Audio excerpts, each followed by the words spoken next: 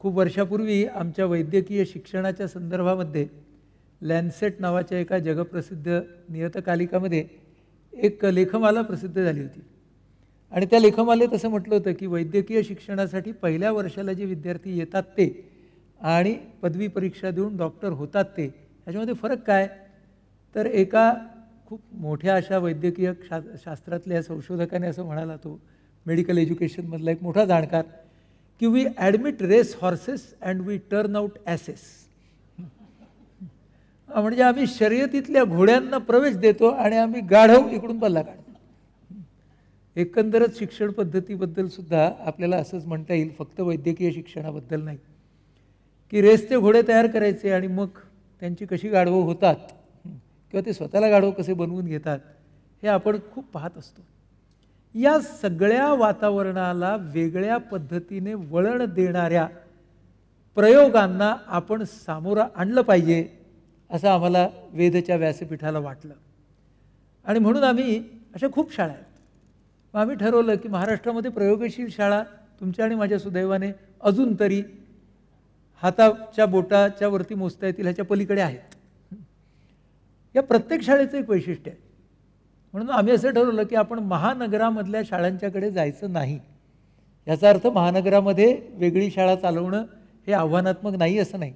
आज या पुण्यामध्ये सुद्धा अतिशय चांगले शैक्षणिक प्रयोग करणाऱ्या शाळा आहेत, परंतु आव्हानांचं स्वरूप हे महानगराच्या बाहेर जास्त वेगळं आणि जटिल होतं आणि म्हणून आम्ही 3 शाळा ज्या निवडल्या त्या महानगरांच्या पलीकडच्या शाळा निवडल्या, ज्यांची ओळख आता आपल्याला ज्योती करून देईल. दुसरी गोष्ट की या तिन्ही शाळा ज्या आहेत ह्या एका ध्यासातून सुरू झालेले तिन्ही प्रयोग आहेत.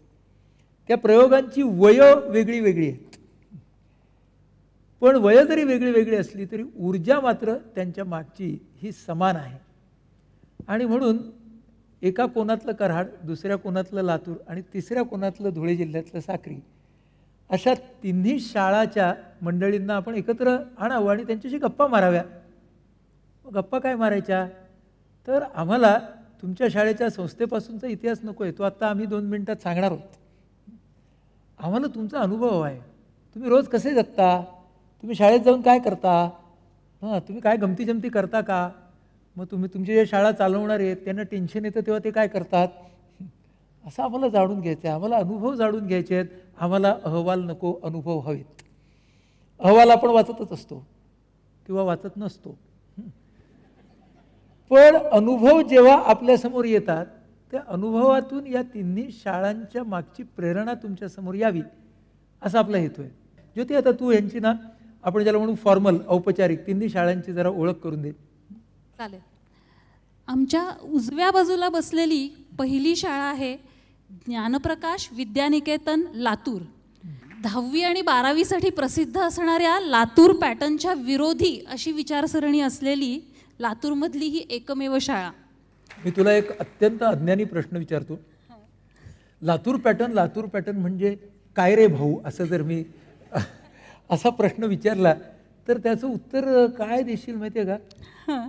की कोणत्याही बुद्धिमत्तेच्या आणि क्षमतेच्या विद्यार्थ्याकडून फक्त मेरिट लिस्टवरती यावं ह्यासाठी अमानुषपणे प्रयत्न करणारी पद्धत म्हणजे Latur pattern. Correct, you sed it sir.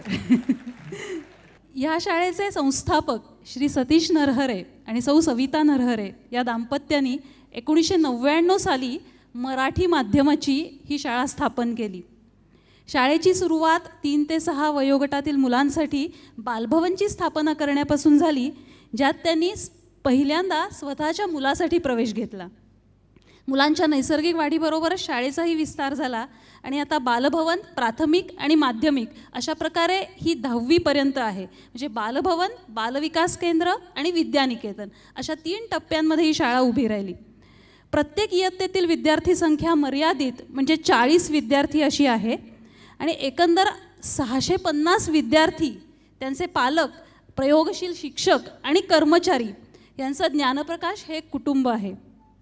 इंग्रजी माध्यमाच्या शाळांकडे पालकांचा वाढता कल असूनही ज्ञानप्रकाशमध्ये प्रवेश घेण्यासाठी दरवर्षी 300 ते 400 पालक प्रतीक्षा यादीत आपल्या पाल्याची नावनोंदणी करतात. आम्ही जेव्हा हा कार्यक्रम योजला तेव्हा आम्हाला असं वाटलं की त्या शाळेचं इसेन्स, शाळेचा स्पिरिट, शाळेमागची ऊर्जा आपल्यासमोर कोण आणेल? तर ज्याला इंग्रजीत म्हणतात स्टेक होल्डर्स.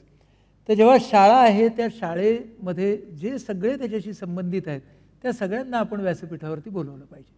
म्हणूनच आता तुमच्या असं लक्षात येईल आणि पुढच्या 2 टीम्समध्ये पण तुम्हाला ते दिसेल की ते विद्यार्थी आहेत, पालक आहेत, शिक्षक आहेत आणि संस्थाचालक आहेत. आणि इकडची एक व्यक्ती ह्याच्यापेक्षा ह्यामध्ये अनेक भूमिकांमध्ये असू शकते. नंतर आपण ते बघू की जिची सुरुवात विद्यार्थी म्हणून झाली असेल, नंतर ते शिक्षक झाले असतील, नंतर ते संस्थाचालकही झाले असतील. अशा खूप गमती याच्यामध्ये आहेत, पण ते आपण बघूया. दुसऱ्या शाळेकडे वळूया. आपल्या व्यासपीठावर मध्यभागी जी टीम बसलेली आहे ती आहे कराड नगर परिषद शाळा क्रमांक 3. शाळा मूल्यांकन श्रेणीमध्ये A ग्रेड मिळवलेली आणि महाराष्ट्रातील नगर परिषदेची पहिली ISO मानांकन प्राप्त शाळा आहे ही. ध्यास गुणवत्तेचा हे ब्रीदवाक्य असलेल्या शाळेची भरभराट झाली. त्याचे शिल्पकार आहेत शाळेचे मुख्याध्यापक श्री अर्जुन कोळी सर. 2011 साली विद्यार्थी पटसंख्या 217 असलेल्या या नगर परिषदेच्या शाळेची 2017 साली पटसंख्या आहे 2000. कराडमधील इंग्रजी माध्यमाच्या प्रस्थापित शाळांमधून आपल्या पाल्याचं नाव काढून नगर परिषदेच्या मराठी माध्यमाच्या किंवा सेमी इंग्रजी माध्यमाच्या शाळेत पालक आपल्या पाल्याचं नाव घालण्याचं धाडस करतात ते अर्जुन कोळी सरांच्यामुळे. नगर परिषदेच्या शाळेत प्रवेश घेण्यासाठी पालकांच्या रांगा लागतात. या शाळेतील शेकडो मुलांची नावे गुणवत्ता यादीत झळकली आहेत. ही किमया कशी काय साधली या प्रयोगाची गोष्ट आपण आज ऐकणार आहोत. तिसऱ्या शाळेकडे वळूया. तिसरी जी शाळा आहे जी व्यासपीठावर त्या बाजूला बसलेली आहे, धुळे जिल्ह्यातील साक्री तालुक्यातील साक्री तालुका एज्युकेशन सोसायटीची न्यू इंग्लिश स्कूल. स्वातंत्र्यपूर्व काळात पुरोगामी विचारसरणीच्या कार्यकर्त्यांनी एकत्र येऊन बहुजन समाजाला शिक्षण मिळावं यासाठी ही शाळा सुरू केली. साक्री तालुका एज्युकेशन सोसायटी या संस्थेची शाळा 1940 साली त्यावेळचे राजे माधवराव गोपाळराव भोसले यांच्या वाड्यात सुरू झाली. कर्मवीर आप्पासाहेब बेडसे संस्थेचे अध्यक्ष झाल्यावर म्हणजे 1951 साली आदिवासी, हरिजन आणि इतर मागासवर्गीय मुलांसाठी स्वखर्चाने त्यांनी छात्रालयाचं बांधकाम केलं आणि याचं उद्घाटन कर्मवीर भाऊराव पाटील यांनी केलेलं आहे. याच संस्थेनी आदिवासी माळमाथा परिसरात छडवेल कोरडे, शेवाळी, मालपूर, धाडणे, खोंडामळी येथे ग्रामीण भागातील मुलींसाठी सुद्धा छात्रालये सुरू केली आणि औरंगाबाद येथे चित्रकला महाविद्यालय सुरू केलं. कर्मवीर आप्पासाहेब बेडसे, कौतिकराव पाटील, भाऊसाहेब भोसले, जयसिंगराव अहिरराव अशा अनेक मान्यवरांनी ही शाळा नावारूपाला आणली. संस्थेचे विद्यमान अध्यक्ष माजी आमदार नानासाहेब उर्फ जयवंतराव ठाकरे सर यांच्या कारकिर्दीमध्ये संस्थेची बालवाडी, प्राथमिक शाळा, माध्यमिक शाळा, कनिष्ठ महाविद्यालय, आश्रमशाळा, कृषी तंत्र विद्यालय, औद्योगिक प्रशिक्षण संस्था, मुक्त विद्यापीठ अशासारख्या एकूण 40 शाखांची निर्मिती झाली आणि या सर्व शाखांमध्ये मिळून आज एकंदरीत 9498 विद्यार्थी शिक्षण घेत आहेत आणि 365 कर्मचारी सेवेत आहेत. 2015 साली संस्थेचा अमृत महोत्सव साजरा झाला. आचार्य विनोबा भावे, महामानव बाबा आमटे यासारख्या ऋषितुल्य व्यक्तींनी या संस्थेला भेट दिली. महाराष्ट्र शासनाने देखील संस्थेच्या शैक्षणिक आणि सामाजिक कार्यातील योगदानाची दखल घेतली आणि संस्थेला महाराष्ट्र शासनाचा वनश्री पुरस्कार, डॉक्टर बाबासाहेब आंबेडकर सामाजिक न्याय पुरस्कार, साने गुरुजी शिक्षण प्रसारक संस्थेचा भालचंद्र पुरस्कार यासारखे अनेकविध पुरस्कार लाभले आहेत. जोरदार टीम्स आहेत सगळ्या आपल्या. पण आपण सुरुवात कोणापासून करायची ज्योती? मोठ्यांपासून नको, आपण मुलांपासून ज्यांच्यासाठी सगळा खटाटोप आहे त्या विद्यार्थ्यांपासून आपण सुरुवात करायला पाहिजे बरं का. तर विद्यार्थी मंडळी तयार आहात ना तुम्ही? सिद्धांत तुझ्यापासून मी सुरुवात करतो कारण तू माझा तसा ओळखीचा आहेस. काय झालं, याच वर्षी मी सिद्धांताच्या शाळेमध्ये गेलो होतो जानेवारी महिन्यामध्ये लातूरला आणि जवळजवळ 4 तास मी त्यांच्या शाळेमध्ये घालवले. 3-4 तास का मला ते 3-4 तास वाटले मला माहीत नाही, पण इतकं छान वाटलं मला तिथे गेल्यावरती. ह्या मुलांनी काय काय त्यावेळेला मला माझ्यासमोर नाही केलं. उत्तम गाणी म्हटली, अतिशय सुंदर असा कार्यक्रम सादर केला. त्या शाळेतलं वातावरणच खूप भारलेलं होतं. आणि त्या शाळेच्या एका कोपऱ्यामध्ये मी शेत बघितलं की ज्या शेतामध्ये पीक आलेलं होतं. त्यांच्या शाळेच्या छोट्या छोट्या खोल्या होत्या आणि ते एका खोलीचं घर म्हणजे त्यांचा वर्ग होता. म्हणजे आपल्याला असे वर्ग वर्ग बघायची सवय झाली असते ना, तर एकेका खोलीचं घर म्हणजे वर्ग असं आपण कधी बघितलेलंच नसतं. तर अशी फार मस्त सिद्धांत तुझी शाळा आहे, नाही का रे? तू कितवीला आहेस? मी 10वी आहे आता. 10वीला आहेस? एंटर केलं. अच्छा. मी आत्ता जे तुझ्या शाळेचं वर्णन केलं की नाही, ते लातूरमधल्या सुद्धा मी काही इतर शाळा बघितल्या आहेत.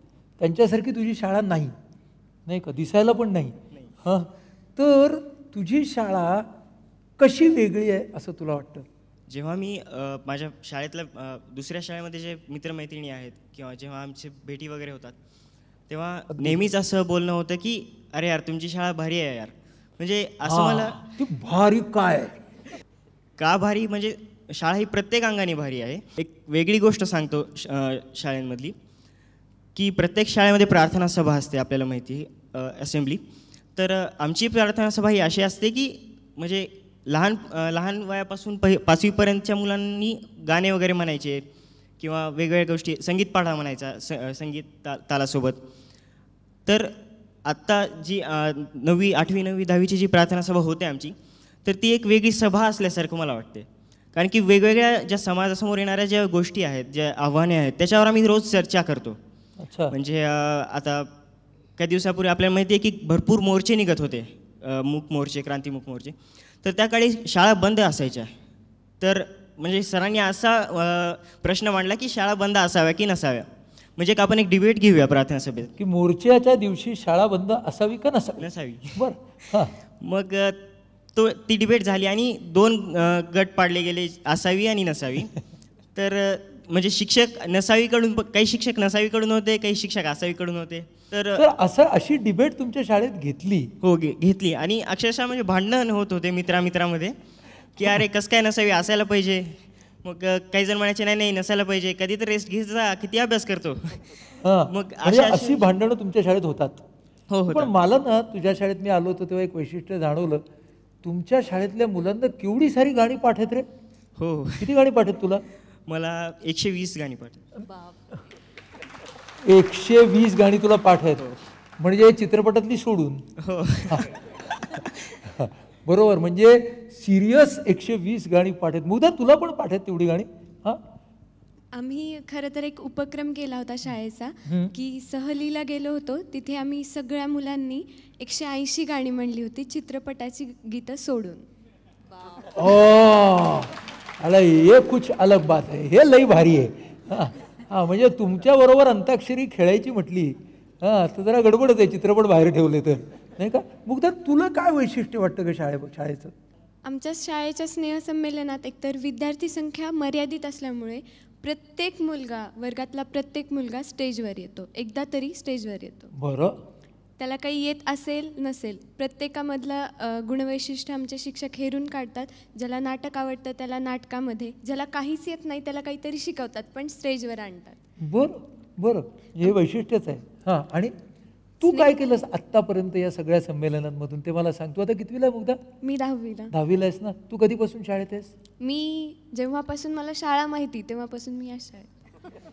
क्या बात आहे. हां, आता तू संमेलनात काय काय केलंस सांग मला. खूप काही केलं. नाटक केलं, डान्स केला, गाणी म्हणली. बरं. एकपात्री केलं.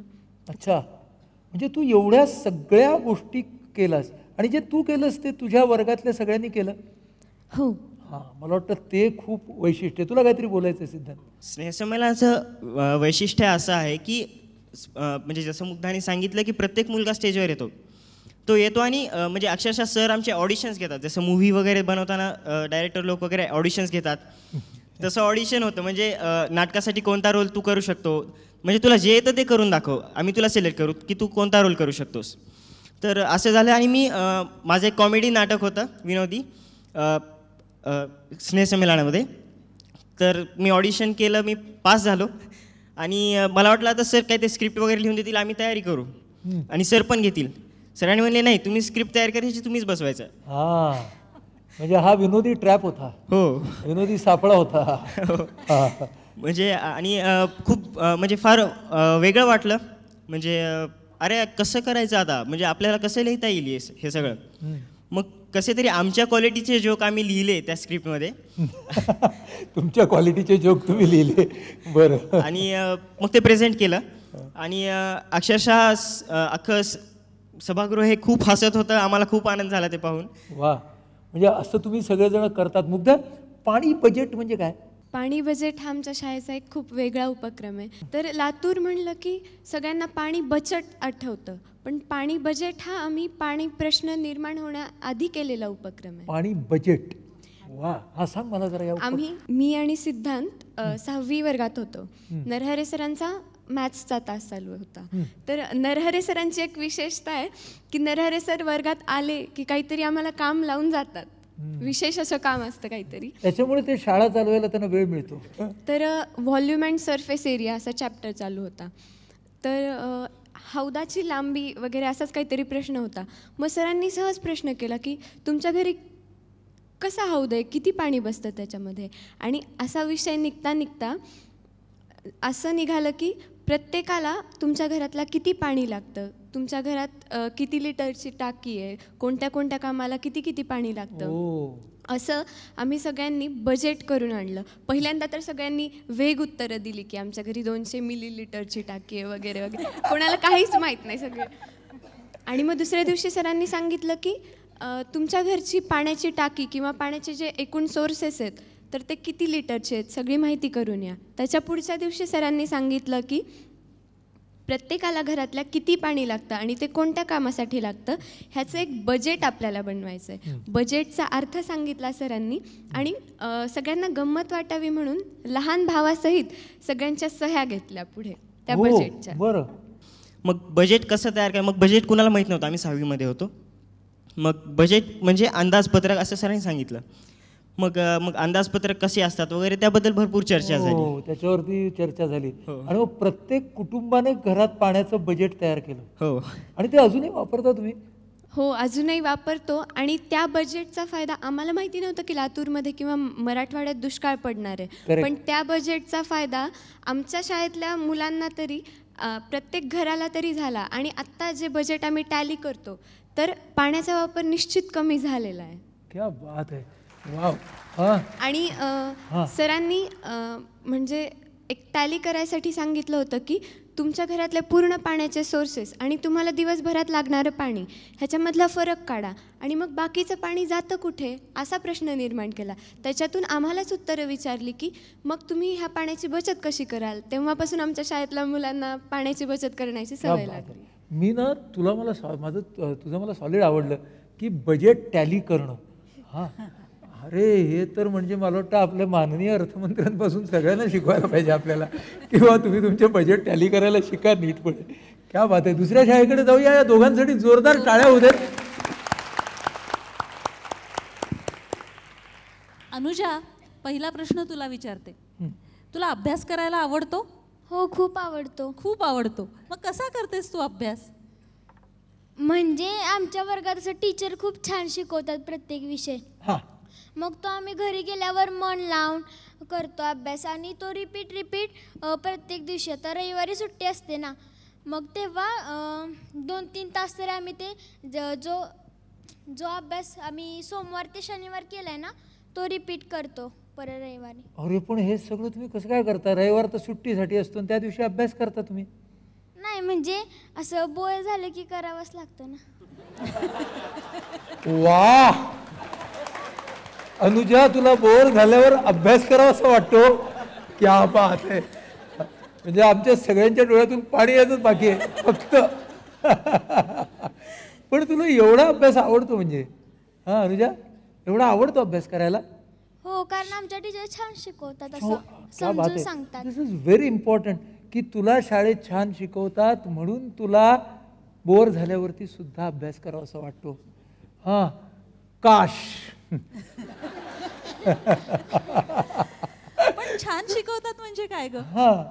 म्हणजे आता समजा कोणता इंग्लिश विषय घेतला तर त्याचं आम्हाला जर कुठला प्रश्न अडला, त्याच्यातला कुठला शब्द वाचता येत नाही आहे नीट, तर तो आम्ही टीचरना विचारतो. तो त्याच वेळेस टीचर आम्हाला तो विषय म्हणजे शब्द समजून लगेच सांगतात. समजून सांगतात त्याच वेळेला. म्हणजे असं नाही म्हणत की माझा मूड लागेल तेव्हा सांगेल, हां असं नाही म्हणत. हां, हे तिच्या शेजारी बसली ना प्रणाली. प्रणाली, तुला काय वाटतं ग तुझ्या शिक्षकांबद्दल? मला तर माझे शिक्षक खूप आवडतात, सर्व विषयाचे शिक्षक, कारण ते खूप छान हा विषय शिकवतात आणि तो आम्हाला समजतो. तू आता कितवीला आहे प्रणाली? मी 8वीत आहे. 8वीत आहेस ना. आत्तापर्यंत या शाळेमध्ये तू कधीपासून आहेस? मी अंगणवाडीपासून या शाळेत आहे. हो का? मला सांग, मला न आवडलेला एक शिक्षक. असं एकही शिक्षक नाही. खर्र हो खर्र. हो.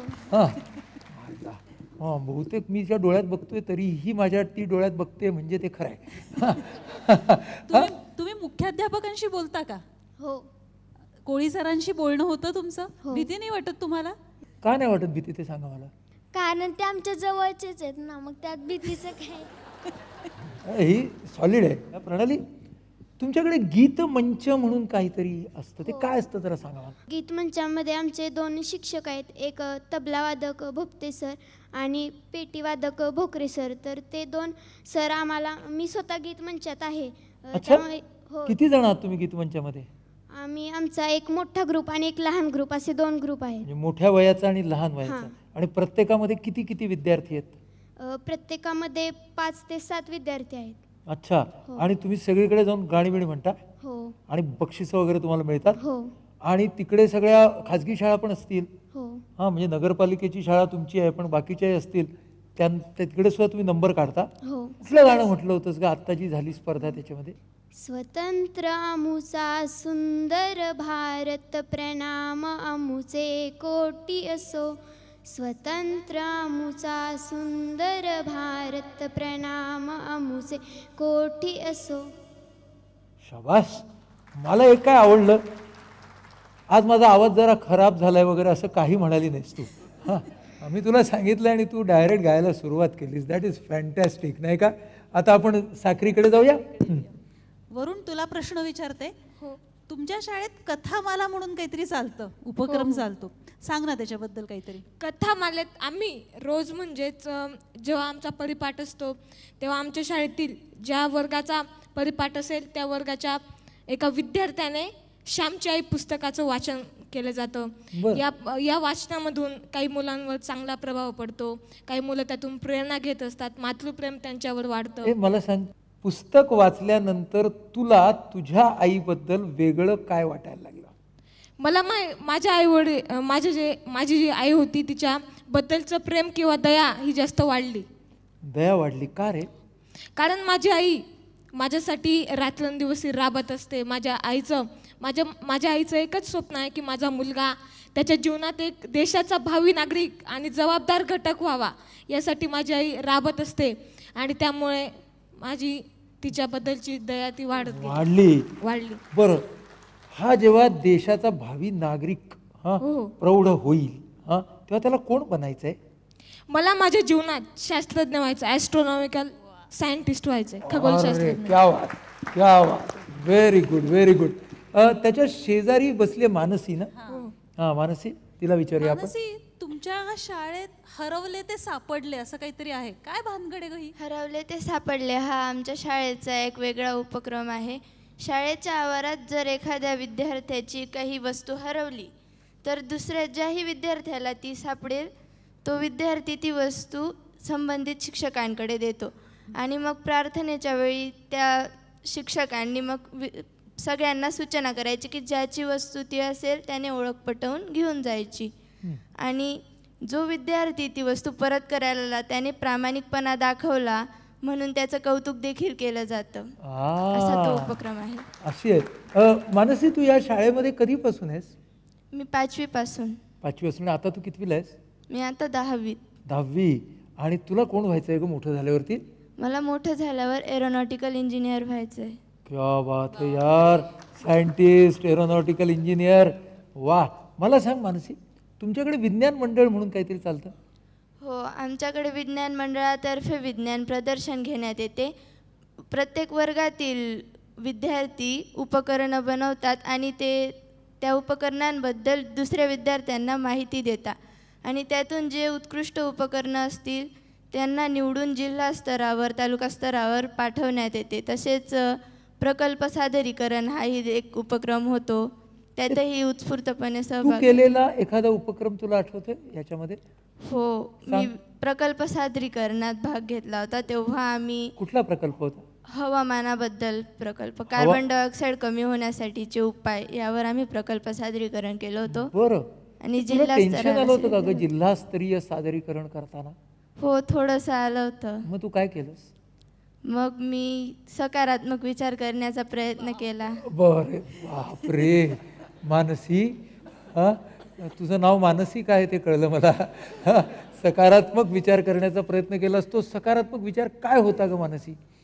की जर मी प्रयत्न केला तर मी नक्कीच सादर करू शकते शाबास. आणि चुकली तरी त्या चुकांमधून मी शिकणारच आहे चूक काहीतरी. जरी झाली तरी त्याच्यामधून पण मी शिकणार आहे. क्या बात आहे, क्या बात आहे. मानसी, मला सांग, तुझी शाळा तुला वेगळी वाटते का इतर शाळांपेक्षा? हो. कशी आणि का? आता थोड्या वेळा आधीच तुम्ही म्हटलात की आपण मार्क मिळवण्यासाठी शाळेत जातोय का, असं विद्यार्थ्यांना वाटतं. पण आमच्या शाळेत तशी जाणीव आमचे शिक्षक आम्हाला होऊच देत नाहीत.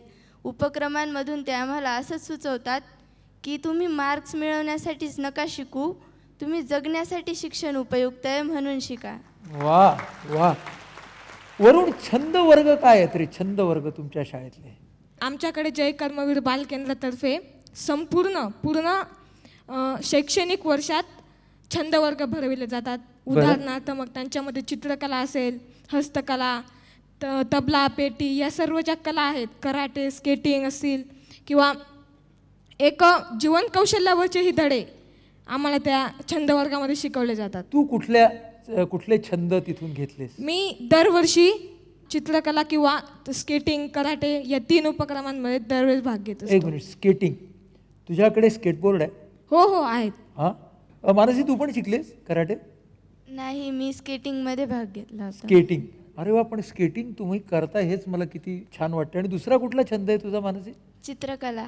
चित्रकला, वा, व्हेरी गुड. आता तू मला सांग की तुला व्हायचं आहे एरोनॉटिकल इंजिनियर आणि तुला आवडते चित्रकला, दोघांची कशी काय तू सांगड घालशील ग? तसं चित्रकला छंद वेगळे असू शकतात. आपण जे म्हणजे आपलं क्षेत्र आहे त्याच्यापेक्षा वेगळे आपले छंद असू शकतात. असू शकतो. मी तुला थोडं अडकवायला बघत होतो पण ती सटकली. नाईस. मुग्धा, मला सांग, तुमच्याकडे कचरा व्यवस्थापन म्हणून काहीतरी असतं, ते काय असतं? कचरा व्यवस्थापनाचा आमच्या शाळेने उपक्रम केला होता, तो पण आमच्याच वर्गाने केला होता. बरं. तर त्याच्यामध्ये प्लास्टिक कॅरीबॅगवर बंदी आणली होती. तर मग आम्ही आमच्या शाळेजवळ भाजी मार्केट आहे, तर तिथल्या प्रत्येक भाजी विकणाऱ्या मामांची किंवा मावशींची त्यांच्याकडून जबरदस्ती कॅरीबॅग हिसकावून घेतली होती. बापरे. ते आमच्यावर थोडेसे रागवले होते, पण त्यांना त्यांचा फायदा पण आम्ही समजून सांगण्याचा प्रयत्न केला होता. कचरा व्यवस्थापनामध्ये आम्ही शाळेमध्ये 4 क्विंटल गांडूळ खत तयार केलं होतं. वा, फॅन्टास्टिक. आणि ते गांडूळ खत आम्ही आमच्या शाळेच्या भाजी प्रकल्पासाठी अजून वापरतो. तर त्याच्यामध्ये आम्ही स्वतःच्या हातात गांडूळ घेऊन त्या गांडूळ खतात सोडले होते. तर त्याच्यामध्ये काय काय लागतं नाही वाटलं का? वाटलं थोडंसं, पण नंतर मजा आली. नंतर मजा आली ते सगळं करायला. हे तुम्हाला सांग, हे सगळं करायला मजा येते, हे तुमच्या शाळेचं वैशिष्ट्य नाही का ग? हे खूप मोठं वैशिष्ट्य आहे. खूप मोठं वैशिष्ट्य आहे ना. तुम्हाला टेन्शन कधी कधी येतं? एखादी मोठी स्पर्धा असेल, तिथे जर शाळेकडून आपण प्रेझेंटेशन करायला जात असतो आणि आपल्यावर सगळ्यात मोठी जबाबदारी असेल, तेव्हा टेन्शन. त्यावेळी तू सकारात्मक विचार कसा करतेस? सकारात्मक.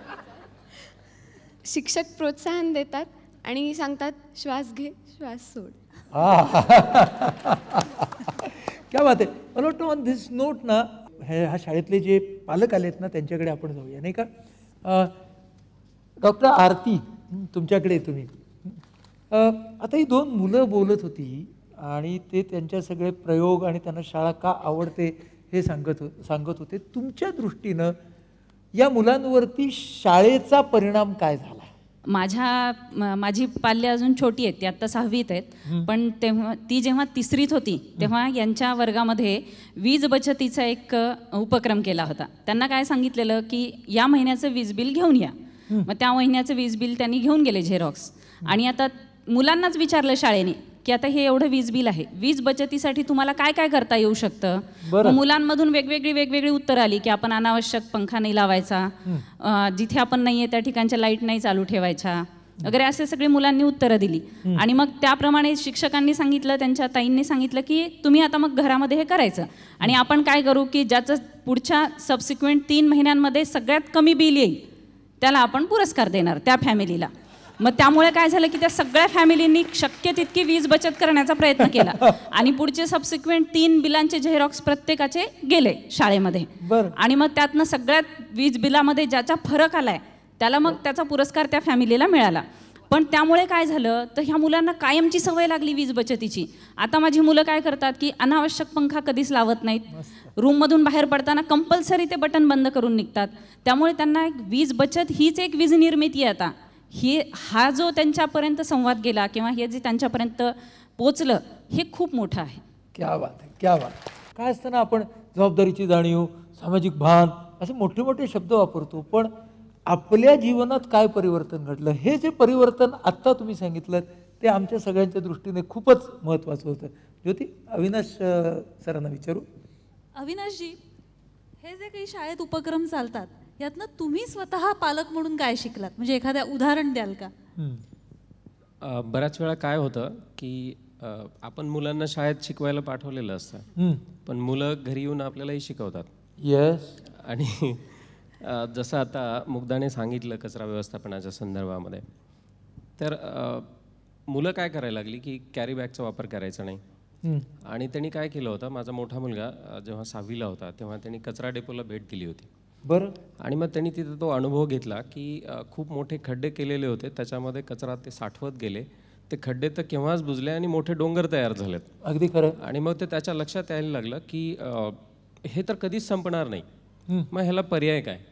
मग त्याच्या डोक्यात आलं की याच्यापासून खत निर्मिती होऊ शकते, तेही कचरा जर तो कुजण्यासारखा असेल तर, जर आपण विभाजन केलं तर. हां, आणि कुजणारा नसेल तर मग काय होईल त्याचं. तर मग कुजणारा कचरा कोणता नाही आहे, तर तो मग कॅरी बॅग असेल किंवा प्लास्टिक पिशव्या असतील किंवा जे काही असेल जे नष्ट न होणार. तर मग ह्यानी आम्हाला कुठेही म्हणजे त्याचा वापर टाळायचा, ते करायचं नाही किंवा रस्त्यावर कुठेही फेकायचं नाही. मग आम्ही कुठे बाहेर प्रवासाला निघालो तर ती एक बॅग त्यांनी सोबत घेणार आणि ज्या प्लास्टिकच्या पिशव्या आहेत किंवा कॅरी बॅग आहेत या डिस्पोजेबल न होणारे हे जे काही वस्तू आहेत त्या त्याच्यात साठवायच्या आणि त्या घरी आल्यानंतर भंगारवाल्याला द्यायचं. तर हे आम्हाला सुद्धा त्यांच्याकडनं शिकायला मिळालं की बाबा हे असं असायला पाहिजे.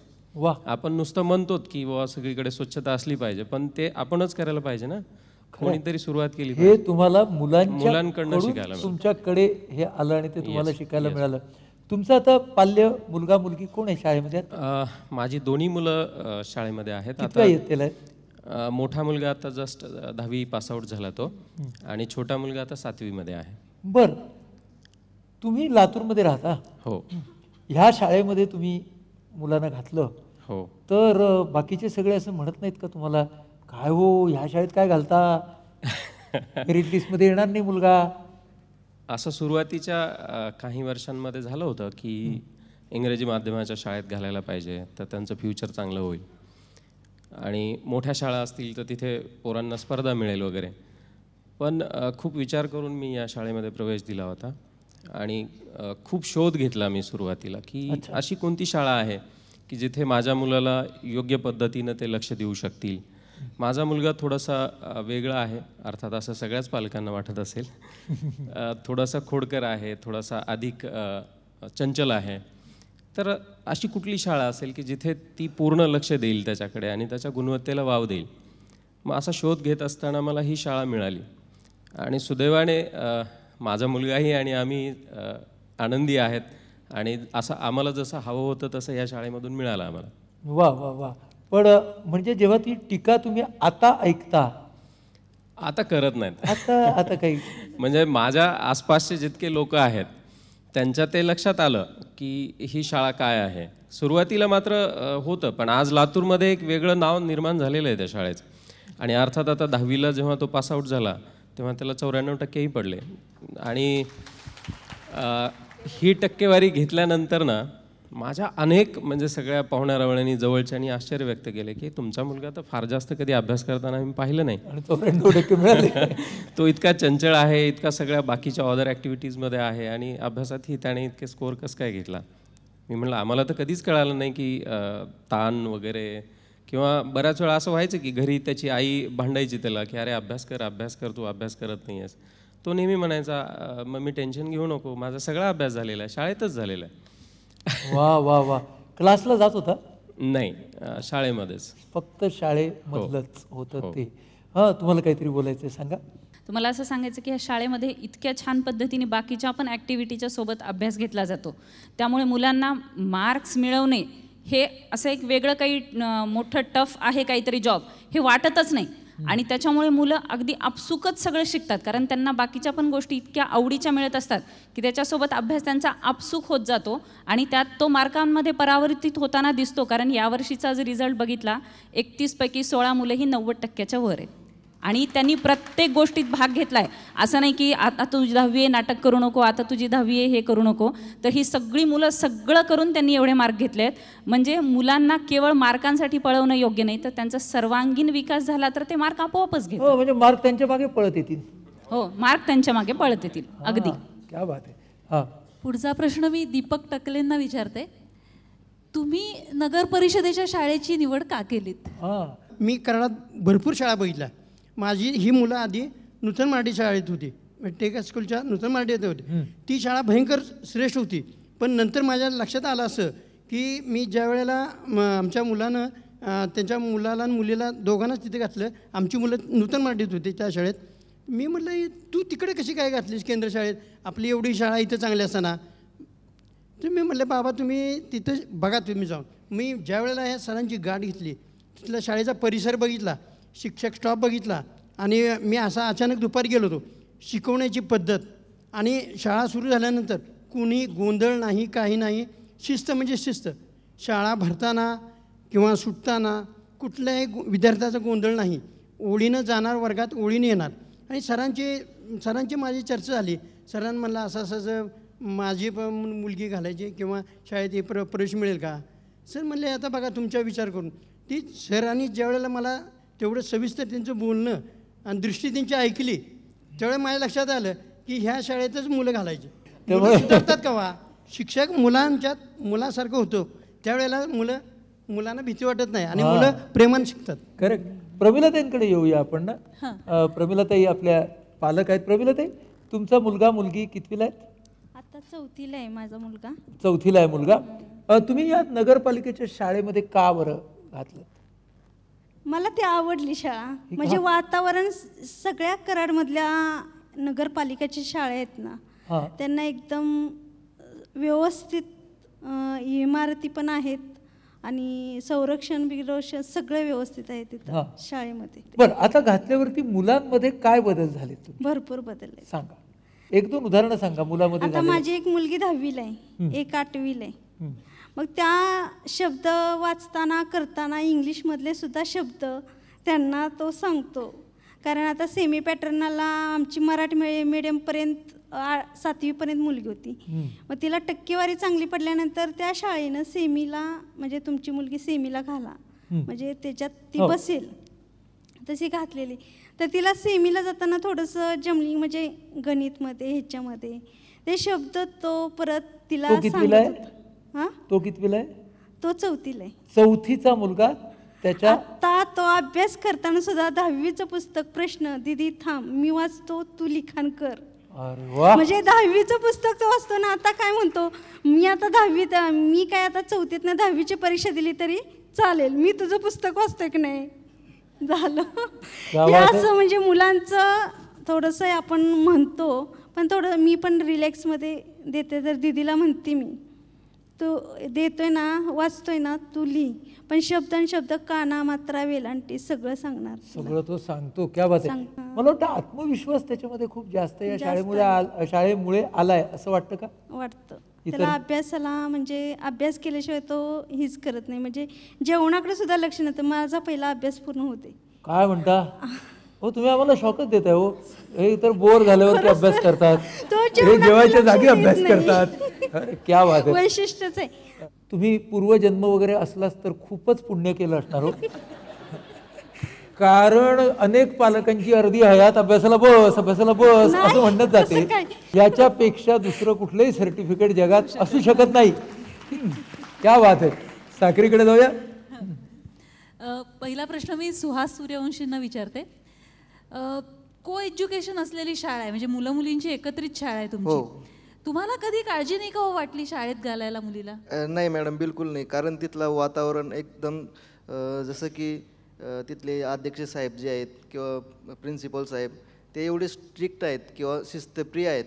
त्यामुळे तिथलं वातावरण कधी असं वाटलं नाही की तिथं मुलगा आणि मुलगी एकत्र शिकतात आणि त्यामुळे आपल्याला काही भीतीचं वातावरण तसं काही वाटलं नाही मॅडम आजपर्यंत. वेगळी का वाटली ही शाळा तुम्हाला? या शाळेचं वेगळेपण कशात आहे? सर, मी एक खेड्यातनं आलेलो आहे. माझं गाव 700 लोकसंख्या वस्तीचं आहे. तर साक्रीपासून 15 किलोमीटर अंतरावर गाव आहे माझं. तर तिकडून यायला वगैरे काही बसेस वगैरे म्हणजे गावमध्ये 2 किलोमीटर हायवेपासून. त्यामुळे आम्ही निवासी तिथं टाकले साक्रीला. तर ते शाळेचं राहायची सोय एकदम चांगल्या पद्धतीने आहे. तिथलं वातावरण चांगलं आहे, खायला व्यवस्थित आहे, परत राहण्याची सोय चांगली आहे, शिक्षणाची सोय चांगली आहे, परत तिथला म्हणजे प्रत्येक गोष्टींमध्ये गुणवत्तासुद्धा चांगला आहे तिथे. त्यामुळे मी ती शाळा निवडली आणि ती शाळा मला इतरपेक्षा वेगळी वाटली. तुम्ही स्वतः काय करता? मी शेती करतो मॅडम. शेती करता. आता तुम्ही ज्या परिस्थितीत, ज्या सामाजिक परिस्थितीत तून आलेले आहात त्यापेक्षा म्हणजे त्या पार्श्वभूमीवर शाळेतलं वातावरण नक्कीच काहीतरी वेगळं आहे. हो बिलकुल. काय फरक येतो? आमचा जो खेड्याचं वातावरण आहे मॅडम, तिथं पूर्ण भाषा वेगळी असते. कारण मराठी ही भाषा आमची जर केव्हा बाहेर पडलो तरच मराठीचा संबंध येतो. अच्छा. नाहीतर जवळजवळ 80% मराठीचा संबंध येत नाही. कुठल्या भाषेत बोलतात? आमची कोकणी भाषा, आदिवासी कोकणी. आदिवासी कोकणी. बरं. तर आमची भाषा वेगळी, मराठी वेगळी, अहिराणी वेगळी. त्यामुळे त्या भाषेचा विचार जर केला तर शाळेचं वातावरण आणि गावाचं वातावरण फरक आहे. खूप फरक. पण मुलांनी कसं जमवून घेतलं? आता शाळेत गेल्यावर ते एकमेकांना मराठीत बोलत असताना मग ते जुळून जातात, पण घरी आल्यावर परत तीच भाषा, मायभाषा. सूर्यवंशी साहेब, अजून एक प्रश्न आहे. बोला. तुम्ही आदिवासी समाजातून आलेले आहात, त्याच्या काही विशिष्ट परंपरा रूढी असतात, त्याविषयी तुमच्या मुलांना काय वाटतं? मॅडम, आदिवासी जे परंपरा आहेत आमच्या रूढी परंपरा, त्या परंपरेबद्दल मुलांना खूप आदर आहे. बरं. की आपलं इतरपेक्षा वेगळं काहीतरी कार्यक्रम असतो. म्हणजे प्रत्येक वर्षी असं आमचे कार्यक्रम असतात की होळीचा कार्यक्रम असला की पूर्ण गाव जमा होते एकत्र. त्यानंतर डोंगरे देवांचा कार्यक्रम असतो आमचा. त्यानंतर घट्यादेव म्हणून म्हणतो आम्ही, तिथं ते वेगळा वाद्य पायाला बांधून वाजवतात. ते त्यामुळे ते आवडसुद्धा मुलांना पण आहे, कारण आपलं इतरपेक्षा वेगळं काहीतरी आहे वा. आणि ते रूढी परंपरा ते पण जपतात आणि इतरांना सांगतात. बरं बरं. मला ना थोडं सूर्यवंशी सरांकडे जायचं, आपले जे मुख्याध्यापक आहेत त्यांच्याकडे. सर, मला मध्येच हा मुद्दाहून प्रश्न, हा मुद्दा आला म्हणून विचारतो.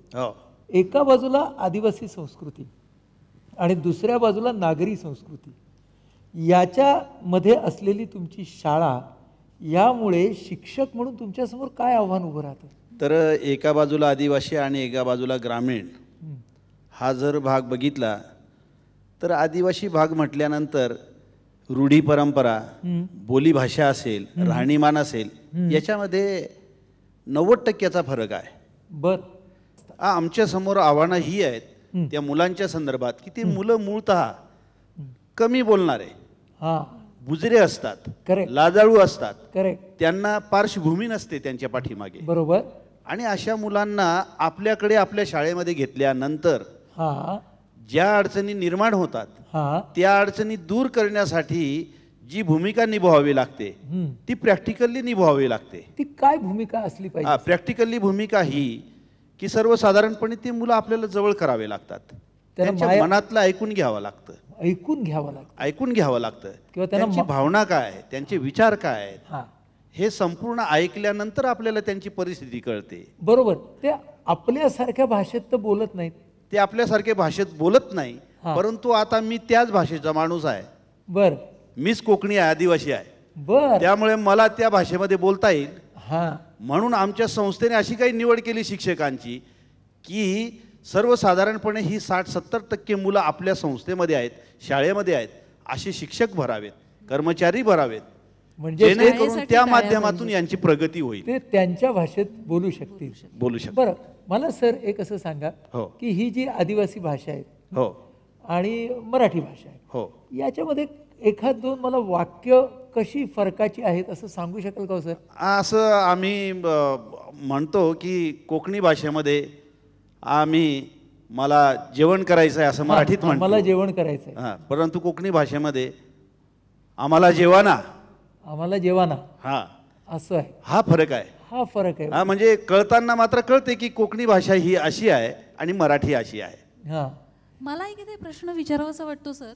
ही जी आदिवासी पार्श्वभूमीची जी मुलं आहेत त्या समाजातनं येणारी, त्यांची बोलीभाषा वेगळी आहे, ती बुजरी असतात, त्यांच्यामध्ये एक प्रकारचा न्यूनगंड पण सुरुवातीला असेल, तो तुम्ही कसा काढता? हा, त्यांच्यामध्ये म्हणजे जो त्यांच्यामध्ये भीतीचं वातावरण असतं किंवा त्यांच्यामध्ये कमतरता जी दिसते ती दूर करण्यासाठी सर्वसाधारणपणे ती मुलं जी असतात ना, ती मुलं अशा शिक्षकांकडे देता येईल की जेणेकरून त्यांच्याशी ते समरस होतील. ओके, बरं. म्हणजे ते समरस झाल्याशिवाय त्यांच्यामधला तो दुरावा दूर होत नाही. दुरावा दूर होत नाही. बरोबर आहे. म्हणजे त्या शिक्षकाला तुम्ही म्हणाला तसं खूप ऐकायला लागत असेल या मुलांचं. हो, त्याच्या बरोबर राहावं लागतं. म्हणजेच काय, त्यांच्याशी सतत संपर्क ठेवावा लागतो. म्हणजे आम्ही संपर्क शिक्षक नेमतो. संपर्क शिक्षक, संपर्क वर्ग आणि संपर्क गाव. वा वा वा. संपर्क शिक्षक, संपर्क वर्ग आणि संपर्क गाव इथपर्यंत पोहोचल्याशिवाय त्यांची भावना आपल्याला कळत नाही. आता तुम्ही तुमचं गुपित सांगितलं आम्हाला की हे का होतं. कारण याच्यामध्ये व्यक्तीपासून समूहापर्यंत जोपर्यंत तुम्ही संपर्क साधत नाही तोपर्यंत ते वातावरण निर्माण होणार नाही. आता काशीनाथ भाऊंच्याकडे येऊया. तुमचं आत्ता शाळेमध्ये कोण आहे? माझं मुलगी आहे. कितवीला आहे? 10वी पास झाली. आता 10वी पास झाली. तिला तुम्ही या शाळेतच का घातलं? या शाळेत टाकण्याचं प्रयोजन, आमचे मेहुणे जे आहेत साक्रीलाच स्टेट बँकेमध्ये आता कॅशियर आहेत, त्यांच्या मुलाला अतिशय प्रेम करायचे. 2च मुलं आहेत त्यांची, मोठा मुलगा आणि एक लहान आहे विनोद म्हणून. त्याला बिलकुल वाचता येत नव्हतं, बिलकुलच नाही, काहीच नाही, दगडासारखा होता. तर शाळेत जायचा 5वी-6वी मध्ये, तो वाचता यायचं नाही. त्याला कसंच वाटायचं की मला वाचता येत नाही आणि एका साहेबांचा मुलगा बुवा.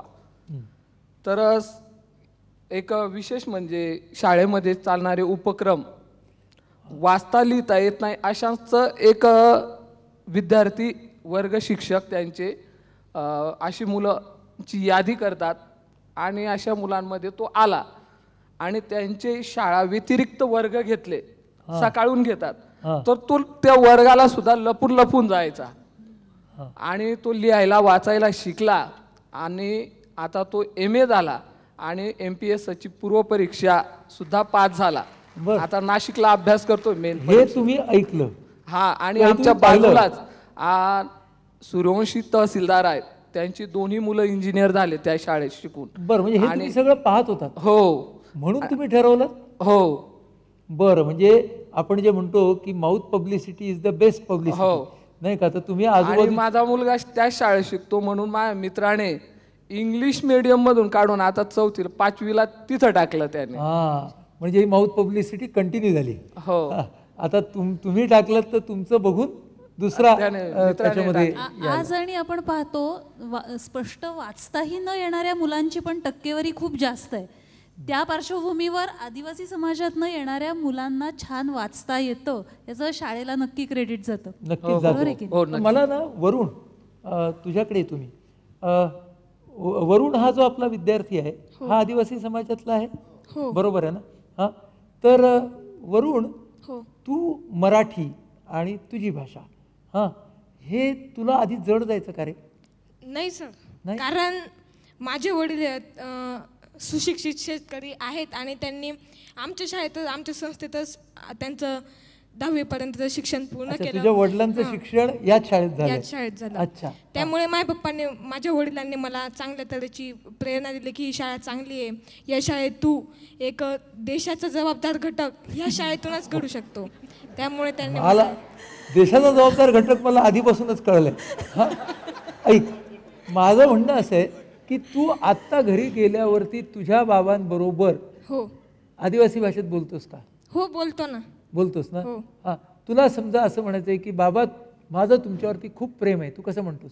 आपा आम्हाला तुम्हावर म्हणजे प्रेम भाषा असं बोलतो आम्ही. वरून ऐका, मला काय म्हणायचं आहे की तुझ्या घरातलं वातावरण तुझ्या वडिलांच्या पासून थोडं बदललं. हो. आणि आता तू शिकतोयस, बरोबर? तू जेव्हा मोठा होशील जबाबदार नागरिक, त्यावेळी वातावरण अजूनच बदललेलं असेल. ऐका, तर तू जेव्हा बाबा होशील तेव्हा तू तुझ्या मुलांना कुठल्या शाळेत घालशील? मी याच शाळेत टाकेल. हो का? कारण या शाळेचं शिक्षण हे अत्यंत म्हणजे इतकं चांगलं शिक्षण आहे की या आमच्या शाळेमध्ये नुकतंच पाठ्यपुस्तकांवर नव्हे तर या शाळेत एक म्हणजे जीवन कौशल्यावरचे धडे असतील किंवा आत्मविश्वास या शाळेत, आमच्या शाळेत एका प्रत्येक विद्यार्थ्यात आमचे शिक्षक लोक निर्माण करून देत असतात. त्यामुळे प्रत्येक विद्यार्थ्याला चांगला कॉन्फिडन्स येतो आणि त्याला प्रत्येकाला वाटतं की मला माझ्या जीवनात एक मोठं काहीतरी व्हायचं आहे. येस, शाबास, क्या बात आहे, क्या बात आहे. पण मी त्याच्यावरती तुमच्या लक्षात येत असेल मुद्दा पण थोडी सरबत्ती करत होतो. मला हे पाहायचं होतं की हा मुलगा या सगळ्या प्रश्नांना कशी उत्तरं देतोय आणि त्याच्यासाठी जोरदार टाळ्या होऊ दे. मला वाटतं आता आपण एका महत्त्वाच्या मुद्द्याकडे आलो आहे. आपण एक शाळेचं वातावरण आणि या 3 शाळांचं वेगळेपण काय आहे हे या विद्यार्थी आणि पालकांच्याकडून समजून घेतलं. परंतु या प्रयोगाच्या मागची प्रेरणा काय आणि हा प्रयोग प्रत्यक्षात येताना कुठल्या अडचणी आल्या, त्यांच्यावरती या सगळ्यांनी मात कशी केली आणि ह्या सगळ्या प्रयोगाच्या मागे विचार नेमका कोणता आहे हे सगळं आपण जाणून घेणार आहोत एका छोट्याशा मध्यंतरानंतर.